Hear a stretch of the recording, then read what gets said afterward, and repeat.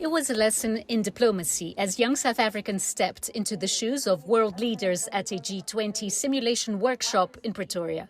With the G20's Leaders Summit and COP30 on the horizon, delegates got a chance to tackle climate change, one of the most pressing challenges of our time. As a young person that's been to COP before, it became a sentiment that young people, we're finally in these rooms, but we don't know what to do with the space. This will allow us as young people to structure ourselves and be able to know who are the heavy hitters, where to go, and what to really say.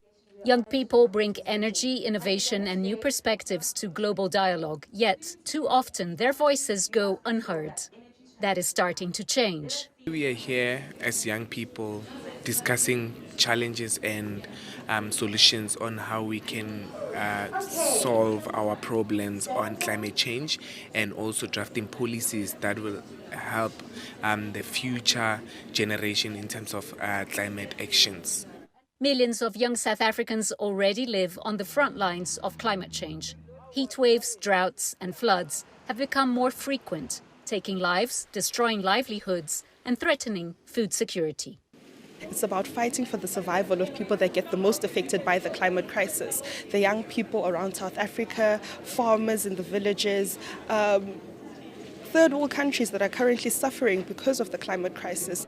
The workshop created a rare space for youth to challenge global power structures and demand urgent action on issues that will define their future.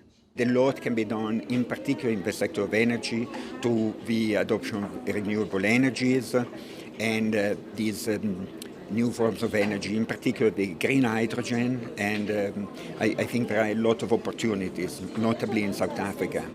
Among the key challenges discussed were creating green jobs, protecting vulnerable communities, and securing equitable climate finance, a sticking point in many G20 negotiations.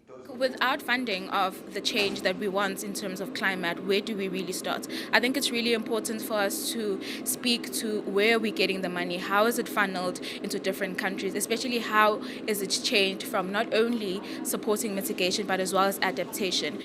The Pretoria dialogue signals a generational shift, showing that climate diplomacy is no longer just the domain of presidents and ministers.